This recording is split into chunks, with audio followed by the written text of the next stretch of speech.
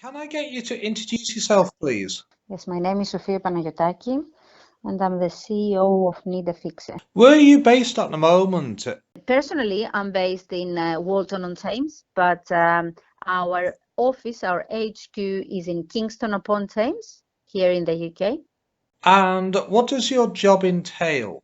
My job entails in overseeing film productions, production of content for TV series, for TV commercials, for music videos and films as well, in 100+ countries all over the world every month. The industry has gone in absolute meltdown because of the pandemic. How is it actually going to affect you as a business? Well, NEEDaFIXER it's a global film production house. We operate in 100+ countries all over the world, as I mentioned before. We have our own offices in 20 countries.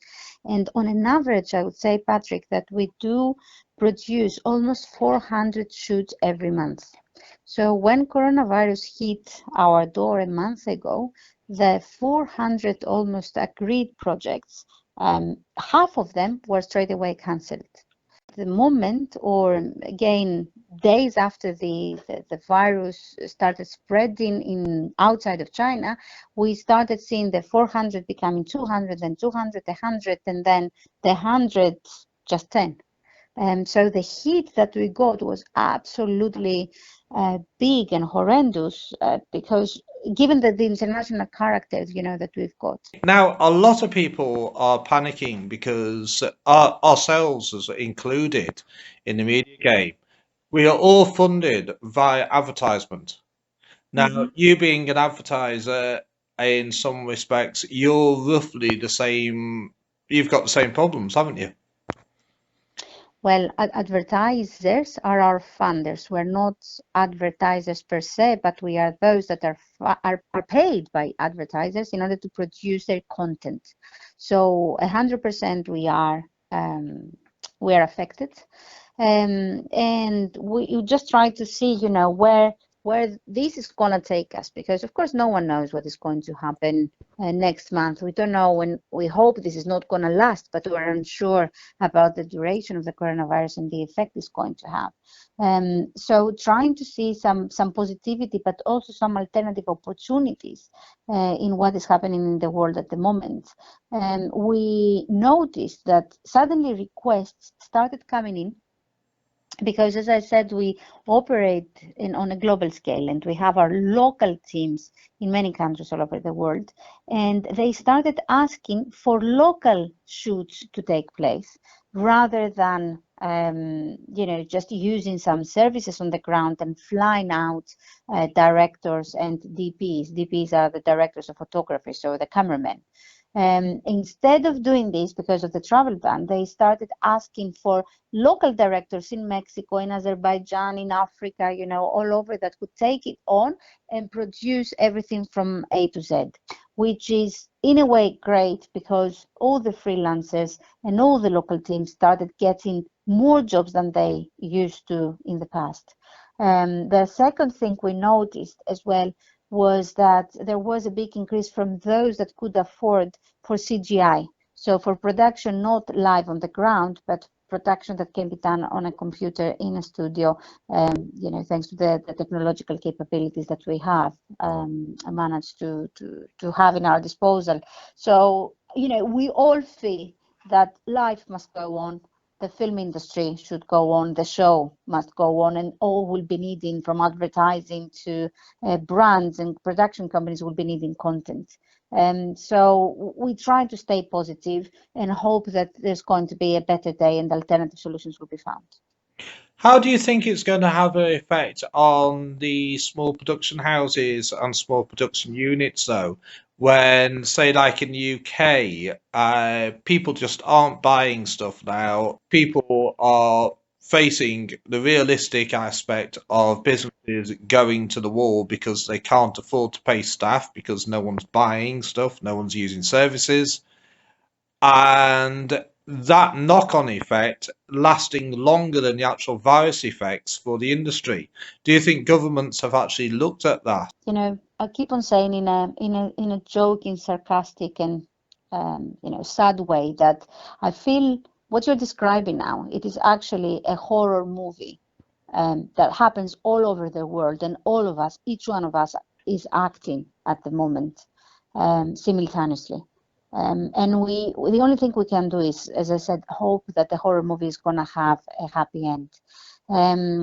Everyone has been affected. And you asked, your first question was about small production companies, small production houses. It all has to do really with the cash flow bank that people have. It's 100% sure that smaller companies or companies that have liabilities already will not be able to go through if this continues for longer. When it comes to the government, well, some measures have been taken, but I think what is happening, as I said, it's absolutely unprecedented. No one has been prepared to cope with something at such a global scale. It's like living another war.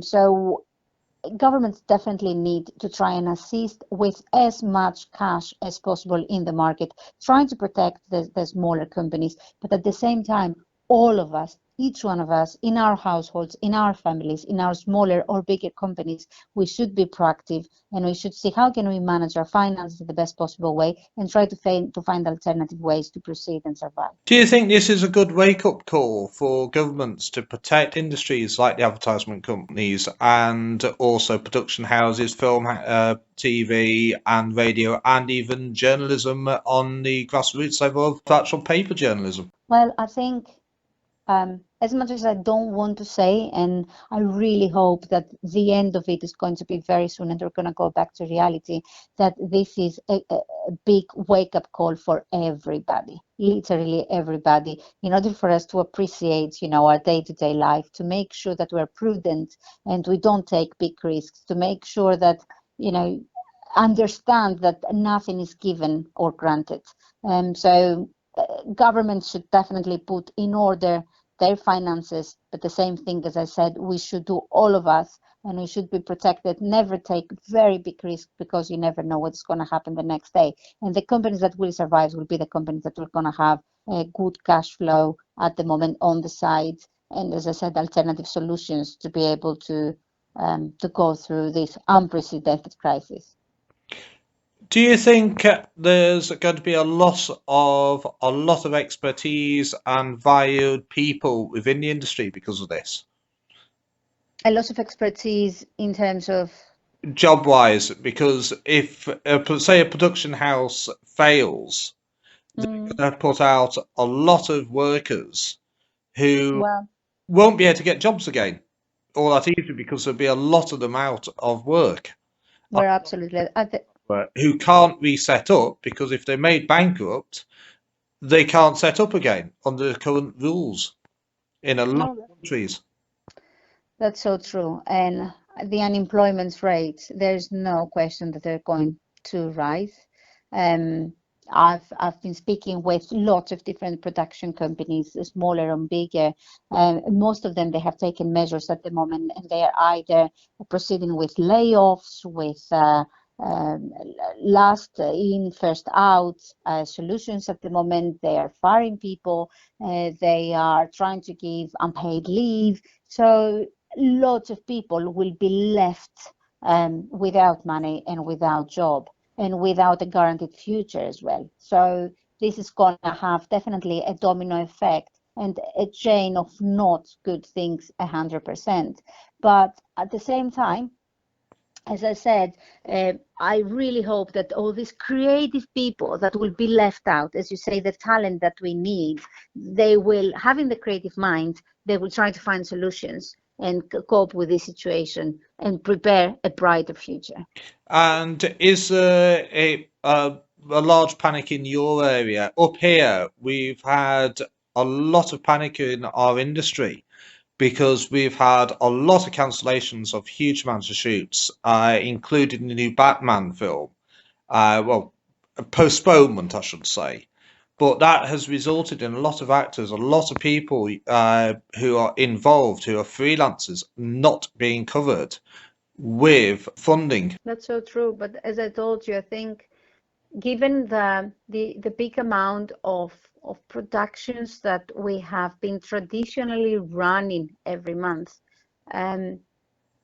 it's, we have been in the industry for many years now, and as I said, we do on average 400 shoots a month.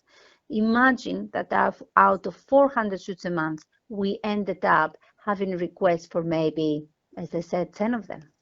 And because we work with all major broadcasters, we work with all the big names and brands in the industry, this has shown to us the effect, and the domino bad situation has become apparent to us straight away. And imagine that it's not us suffering in our area in Kingston upon Thames, where the image I'm giving to you now, it's actually a global image. I was speaking with our office in LA, for example, almost 15 days ago, and they said, oh yes, everything is okay in the US, we haven't started having any effects. 3 days after, with the speed of even that coronavirus spreads with, 3 days after they called us and they said, it's getting here. 2 days after Trump went out and he said, I'm suspending flights, then a new announcement had been made that not more than film sets will not be able to be used, or locations will not be permitted to film in for over 250 people. Imagine that for a feature film, of course, you want at least 250 people to be on set and do all the things that are necessary. So it is massive. As I said, I really hope that this is going to end very soon, because it's going to be tough for many families and many people. How is it affecting your business? Have you had to lay off anybody yet? No, we haven't, and we try to. We are known as the best payers in the industry, which was, we realize now what a big of a statement that is and what big of responsibility that is. Funnily enough, we haven't done anything until today. We try to go ahead with business as usual.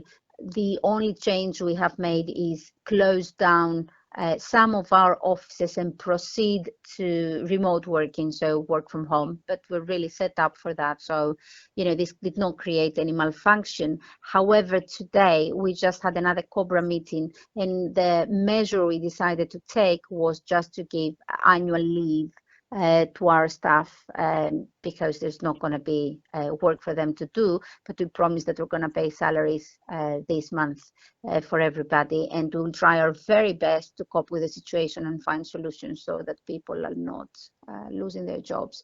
But as I said, these are very big statements to make, especially with an unknown future, and with something that if someone was talking to us about coronavirus and explaining to us what would happen all over the world a month ago, we would all think that he has absolutely lost his mind. Well, I hope we're not losing our minds, and as I said, the solution will be found. Thank you for your time.